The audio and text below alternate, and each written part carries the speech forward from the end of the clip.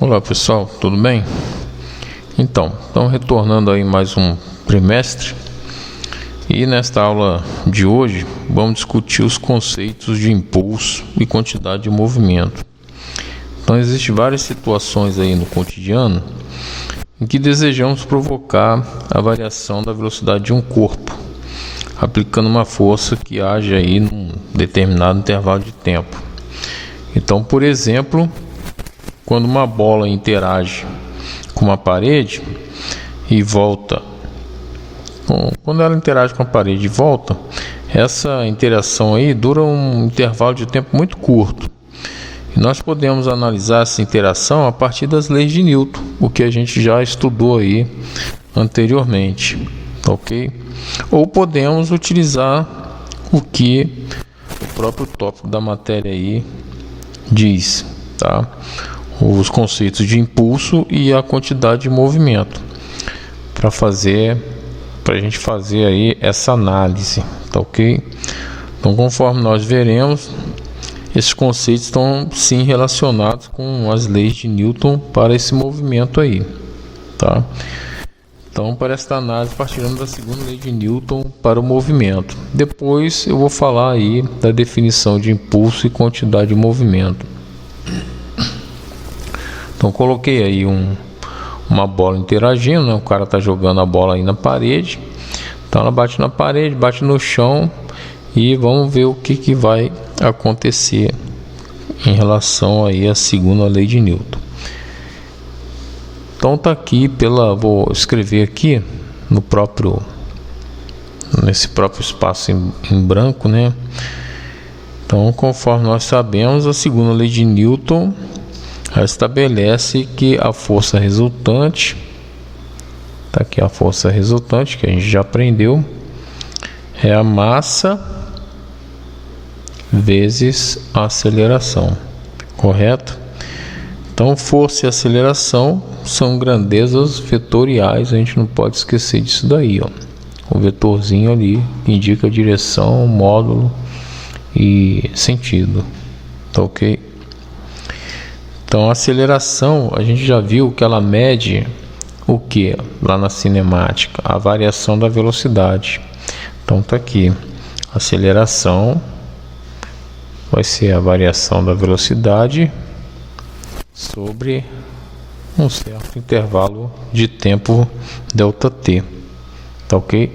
Então, se a gente substituir aqui na segunda lei de Newton, né, a força resultante vai ser a massa vezes a aceleração. O que é a aceleração? ΔV sobre ΔT, tá ok? Então, se a gente multiplicar os dois membros aqui por ΔT, o segundo membro e o primeiro membro, né, a situação vai ser o seguinte: eu vou simplificar aqui, ó, esse ΔT com esse ΔT, e o meu resultado vai ser ΔT vezes a força resultante é igual a massa vezes a variação de velocidade, tá ok? Então, a força resultante, o que diz essa fórmula aqui? Digamos assim, a força resultante atuando num corpo em um certo intervalo de tempo aqui produz o que? Num corpo de massa m, uma variação de velocidade, tá aqui ΔV, tá? Então vamos batizar aí o primeiro membro de impulso e o segundo membro de quantidade de movimento, variação de quantidade de movimento, né? Então aqui eu vou chamar de impulso, tá ok? E aqui no segundo membro eu vou chamar de variação da quantidade de movimento. Então a gente vai ver essas duas grandezas aí, tá ok?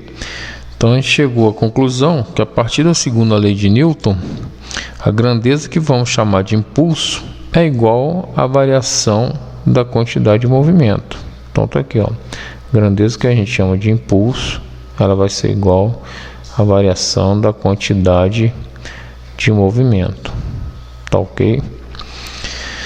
Então essa relação, tá, nós iremos chamar de teorema do impulso, tá ok? Essa relação que a gente chegou aqui, então vou anotar aqui, teorema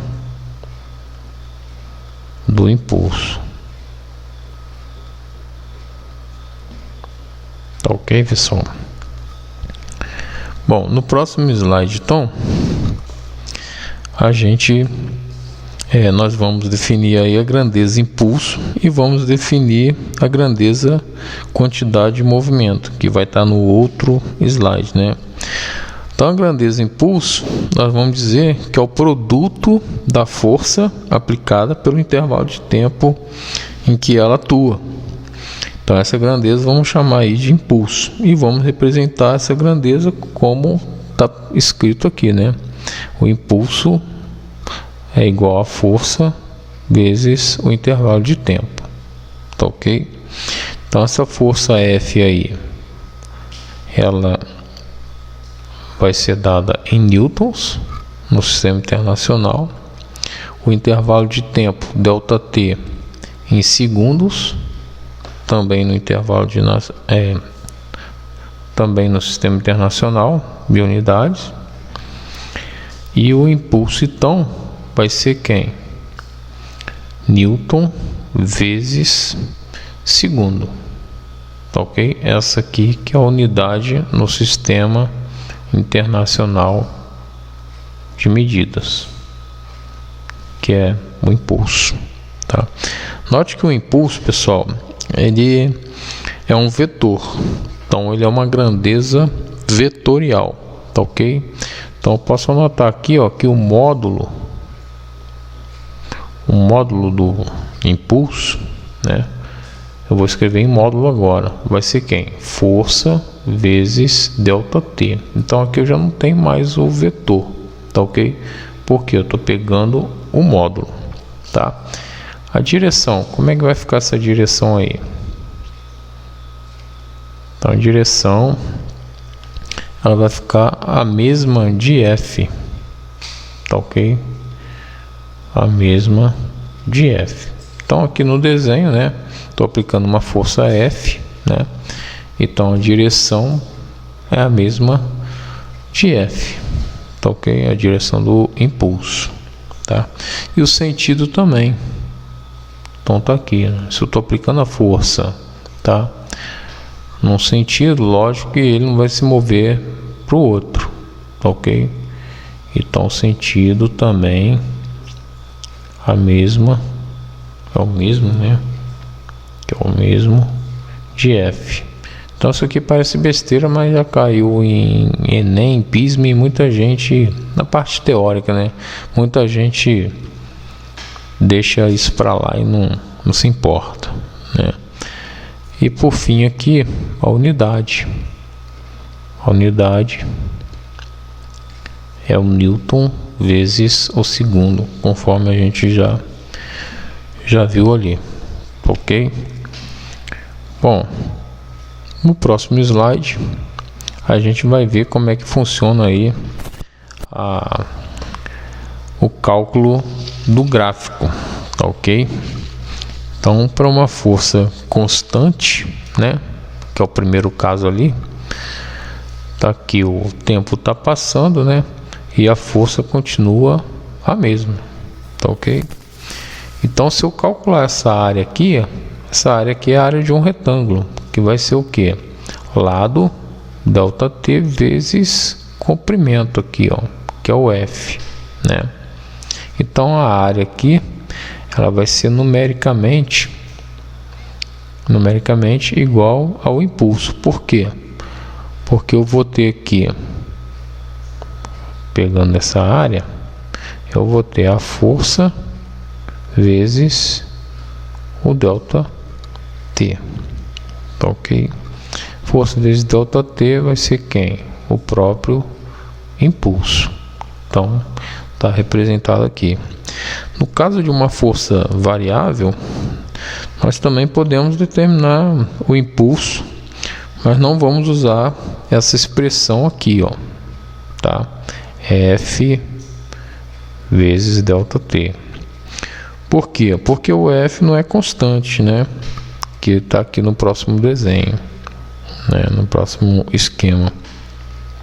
F ele está variando, ok?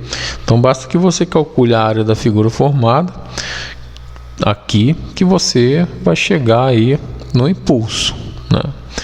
Então no ensino médio vai vir aqui umas figuras aí de um triângulo, de um trapézio, ok? Onde a força vai estar variando. Nesse caso aqui, né, é uma figura aí que você vai ter que utilizar a integral, que aí já é cálculo de nível superior, ok? Bom, passando aí para o próximo slide, eu deixei uma parte em branco aqui anteriormente, porque se não desse, né, a gente ia escrever ali. E durante o vídeo rodando aí não dá para colocar, tá ok? Então vamos caracterizar agora a grandeza e quantidade de movimento, tá? Então ao produto da massa pela velocidade, nós vamos dizer que é a grandeza, quantidade de movimento. Então tá aqui, ó, quantidade de movimento é igual a massa vezes velocidade, tá ok? Então a massa M, vou colocar aqui no canto, a massa M, ela é dada em quilograma no sistema internacional, né? A velocidade, tá aqui a velocidade, que é vetorial, ela é dada em metros por segundo, que a gente já aprendeu isso daí, e a quantidade de movimento, que vai ser representado em massa vezes velocidade, quilograma vezes metros por segundo, tá ok? Então, de novo, isso daqui está no Sistema Internacional de Unidades, tá? De medidas. Então, note que a quantidade de movimento, ela também é um vetor. Então, ela vai ter um módulo, né? Então, vou escrever aqui o módulo. O módulo, como é que vai ser o módulo? Q sem o vetor. É a massa vezes a velocidade. A direção dela, como é que vai ser?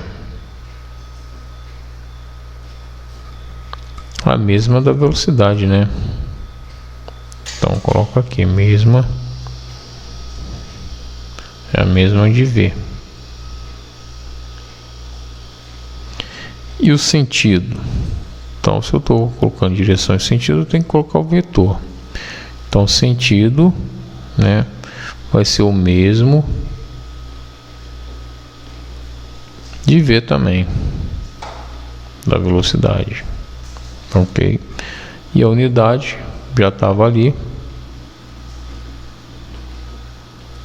vai ser quilograma vezes metros por segundo. Então, pessoal, parece besteira, mas isso daqui é importante. E eu sempre friso aí, tá, nas unidades de medida, que em relação à resolução da prova, tem que colocar a unidade de medida. Então, todo corpo aí que tem massa e tem velocidade, tem associado a si uma grandeza vetorial, que é essa grandeza aí, quantidade de movimento, tá? Representada aí pelo vetor Q. Então, a quantidade de movimento aí de um corpo tem sempre a mesma direção e mesmo sentido da velocidade V, sendo portanto, tá? Sendo isso daí muito importante. Então, a gente pode aí também falar mais, né? Que devido ao seu caráter vetorial, a quantidade de movimento ela sempre vai variar, ela sempre que houver aí uma variação de velocidade, quer na sua direção, quer no seu sentido, quer no seu valor numérico módulo, né? Como eu já expliquei aí, sim, podemos dizer que é alguns tópicos aí que eu vou falar, né? Que a quantidade de movimento de uma partícula ou de um corpo, ela é dita constante. Isso aqui é importante, tá? Se somente se, né, a partícula se encontrar em um dos seguintes casos, né? Ou ela vai estar em repouso permanente ou em movimento retilíneo uniforme, tá ok? Então, quando está movimento em repouso, vai ser 0, e ela vai ser constante se ela tiver uma velocidade constante. Essa velocidade aí não vai estar variando, tá ok? E um outro caso, a quantidade de movimento de uma partícula, ela variava em qualquer movimento curvilíneo, ou seja, não retilíneo, né? Visto que a sua direção, ela varia aí continuamente, tá ok? Então, o que quer dizer isso daí? Se eu tiver aqui, ó,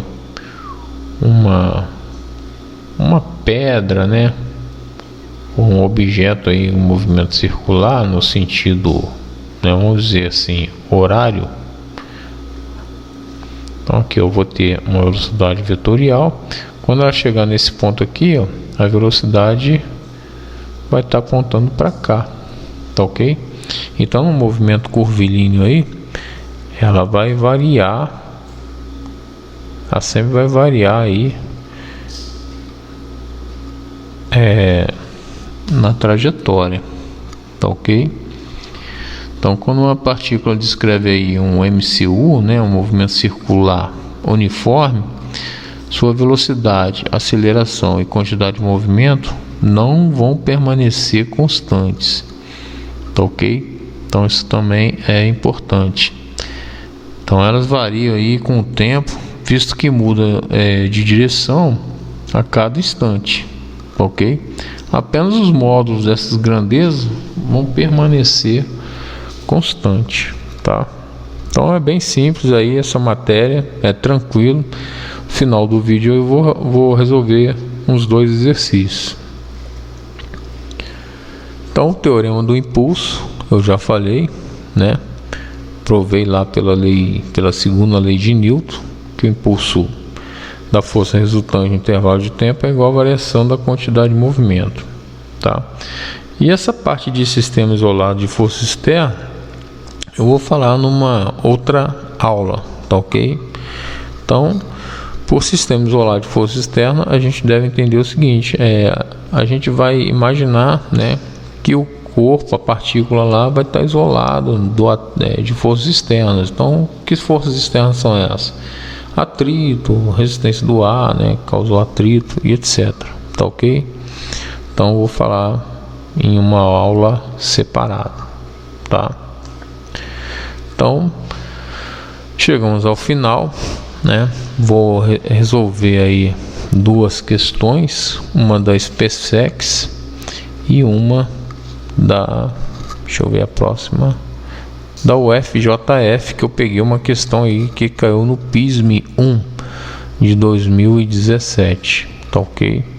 Então vamos ver como é que é essa aplicação aí do que foi falado hoje.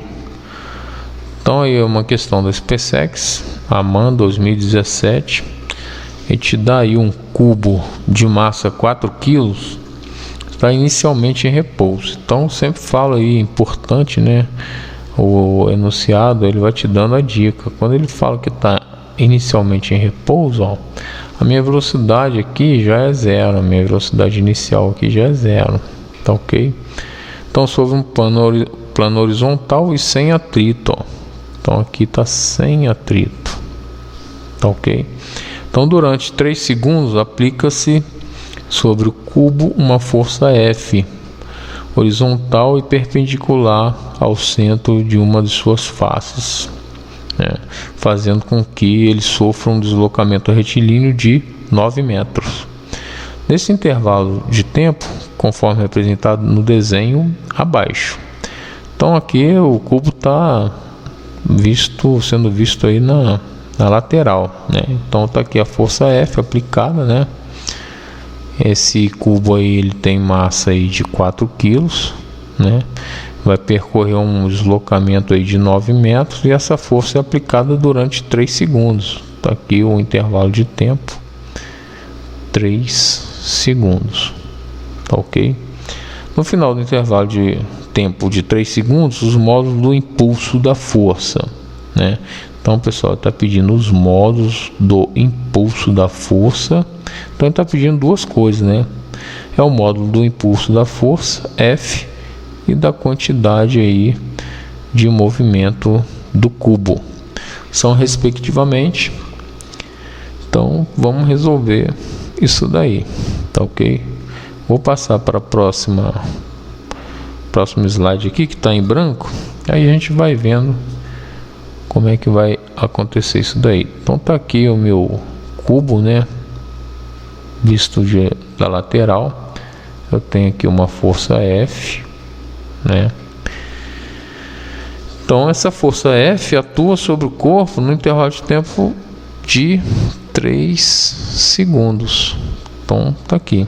Como F tem módulo, direção e sentido constantes neste período, tá? Pode-se afirmar que esse corpo aí desloca em movimento uniformemente variado, tá ok? Porque onde eu tenho força, né, eu tenho aceleração.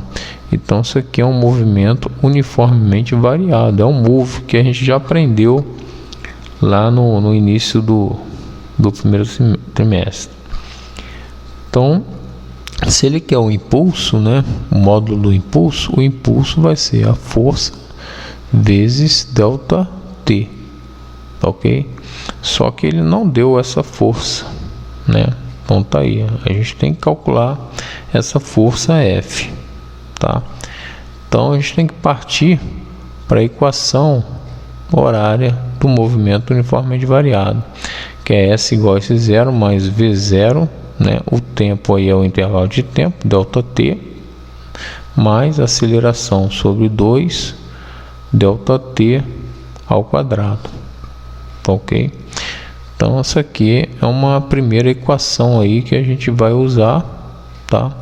Para calcular aí a força F, que já que ele deu a massa, né? A força resultante vai ser a massa vezes a aceleração.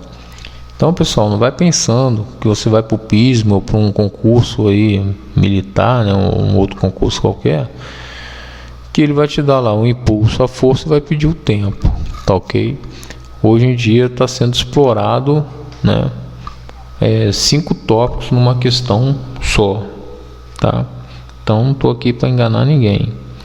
Então, sendo aí a sua posição genérica, né, posição inicial S0, né, é a posição inicial, o V0, que é a velocidade inicial, que é 0, né?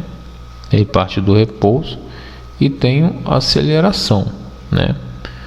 Então, como ele parte do repouso, já coloquei aqui a velocidade inicial é 0, né? E em relação à segunda lei de Newton, a força resultante vai ser quem? A massa vezes a aceleração, tá? Então essa aceleração aí vai ser quem? A força resultante sobre a massa, tá? Então aqui a gente já chegou numa equação 2, tá ok? Bom, então lembrando que como não há atrito, que ele falou lá no enunciado, a força resultante é a própria força F, tá ok? Então essa força resultante aqui, ó, é a própria força F que está sendo aplicada lá no cubo, tá ok? Então, por hipótese, né, durante a ação da força F, o corpo deslocou, ele falou aí, ó, que o corpo deslocou o quê? 9 metros, tá? Então esse é o delta S, deslocamento, né? O que é o deslocamento? S menos S0. Então isso daqui é 9 metros. Então a gente pode concluir que esse S menos esse S0 vai ser quem? V0 delta T mais A sobre 2 delta T ao quadrado, certo? Porque lá na equação tem o S0 desse lado. Quando eu passo ele para a esquerda lá, para o primeiro membro, vai ficar S menos S0. Tá aqui, ó. Tô só repetindo aquela equação 1 lá de cima, tá? Então isso aqui está relacionado com a equação 1. Então delta S, né? Esse S menos S0 é delta S. Então posso colocar aqui, ó, que delta S vai ser quem? V0 ele parte do repouso, então é 0. Sobrou quem lá? A aceleração sobre 2, né? Vezes delta T ao quadrado, tá?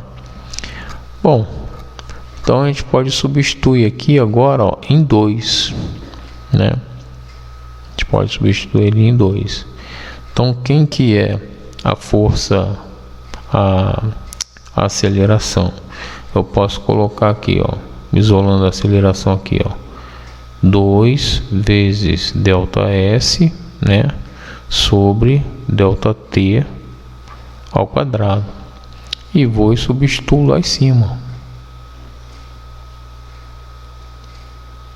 Então apareceu aqui.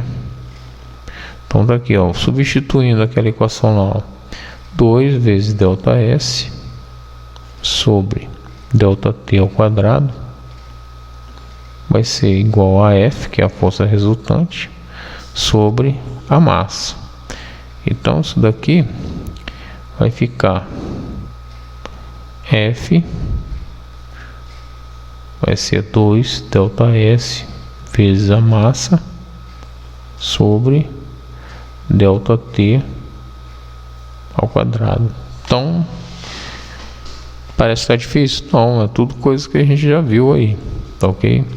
Então estou calculando a força F para calcular o impulso. Agora é só colocar aí os valores. Então F vai ser 2 vezes a massa, o delta S é 9 metros, tá aqui, a massa 4 quilos, sobre quem que é o tempo? 3 segundos, ó, 3 ao quadrado, né? Então aqui vai dar 9, corta com aquele 9 lá, a força vai dar 8 newtons, né? Aí para calcular o módulo do impulso, né? O que é o impulso? É a força vezes delta T. Então daqui você já vai tirar que o impulso, a força é 8 newtons, o delta T é 3 segundos, então você vai tirar o resultado aqui, 24 newton vezes segundo, ok? Então tá aí o resultado, o impulso, 24 newton vezes segundo. Depois ele pede lá o módulo da quantidade de movimento, né? Aí a gente pode pegar e aplicar, lembrando que o F é constante, então o I, o impulso aqui, ó, a gente pode aplicar o teorema do impulso, que o impulso é quem? A variação da quantidade de movimento, tá? Então tudo que é delta é alguma coisa final menos inicial. Então o impulso aqui vai ser a quantidade de movimento final menos a quantidade de movimento inicial. A quantidade de movimento inicial ele não tem, porque ele partiu do repouso, então ele não tem velocidade, então ele é 0. Então sobrou quem? O Q. Então esse Q aí, né, vou passar aqui, ó. Então o Q aí vai ser o próprio impulso que a gente achou ali, só que a unidade de impulso vai ser quem? Quilograma vezes metros por segundo, ok? Então a resposta lá vai ser a letra C. Então você vai marcar lá, ó, 24 newton vezes segundo e a quantidade de movimento 24 kg vezes metros por segundo, tá ok? Bom, e para encerrar, né, que o vídeo já está ficando grande, eu peguei aí uma questão do PISME 1 2017. Então, para entender a importância do uso do capacete, considere o exemplo de uma colisão frontal de um motoqueiro com massa de 80 kg num muro. Suponha que ele esteja se deslocando com uma velocidade de 72 km por hora. Então aqui você já está observando, né, que você vai ter que transformar isso aqui, ó, que aqui não está no sistema internacional, está no sistema usual. Quando é arremessado em direção ao muro na colisão, suponha que o tempo de colisão dure 0,2 segundos, 2 décimos de segundo, até que fique em repouso, e que a força do muro sobre o motoqueiro seja constante. Então aqui já te deu mais uma dica também, né? Que essa força aí, ó, ela é constante. Qual o valor desta força e quantos sacos de cimento de 50 quilos é possível levantar com uma velocidade constante com tal força? Bom, então aqui eu posso já aplicar o teorema do impulso, tá ok? Em relação à colisão. Então, naquele slide da quantidade de movimento, você está vendo aí que eu deixei de falar, uma raquete, né? Então, o impulso, pessoal, ele causa uma quantidade de movimento. Então, se você observar nesse videozinho aí, a raquete, ela pega a bola praticamente parada, ó, né?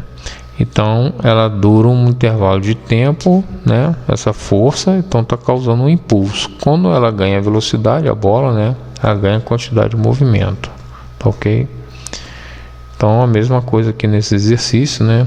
Eu vou ter uma colisão, então aplicando aqui o impulso, o teorema do impulso vai ser a variação da quantidade de movimento. Quem que é o impulso? É força vezes ΔT. Então a quantidade de movimento vai ser o Q final menos o Q inicial, tá? Então só lembrando aqui que F vezes ΔT é igual a mv, que eu calculo a quantidade de movimento assim, menos m v0, tá ok? Então se ele quer essa força F, bom, no caso aqui o mv0 vai ser o que? 0, tá? Então vai ficar mv sobre ΔT. Então essa força F aí vai dar 80 kg. Todo mundo sabe transformar 72 km por hora para metros por segundo. Você divide por 3,6, que vai dar o que? 20 metros por segundo. Então eu já coloco aqui vezes 20 metros por segundo sobre o intervalo de tempo, que deu 0,2 segundo. Então você vai achar que essa força aí, né, que vai dar 1.600 com 0,2, então vai dar 8.000 newtons, tá ok? Então a força F você já achou, tá? Então ou vai ser a letra C ou a letra D de dado. Então vamos achar agora o número de sacos, né? O valor da força a gente já achou. Então quantos sacos de cimento? De 50 quilos. Só que aqui tem um detalhe, pessoal. Se eu pegar aqui o número de sacos, já é o que ele quer achar, assim que eu pensei, né? O número de sacos vai ser a força F, né, sobre o peso de cada saco, tá ok? Porque ele pergunta aqui, ó, quantos sacos de cimento de 50 kg seria possível levantar, né, com velocidade constante, com tal força, tá? Então essa força F aí, né, vai ser a quantidade de sacos que eu vou fazer essa força F, né, vezes o peso de cada saco, né? Então vai ter que chegar a 8.000 newtons.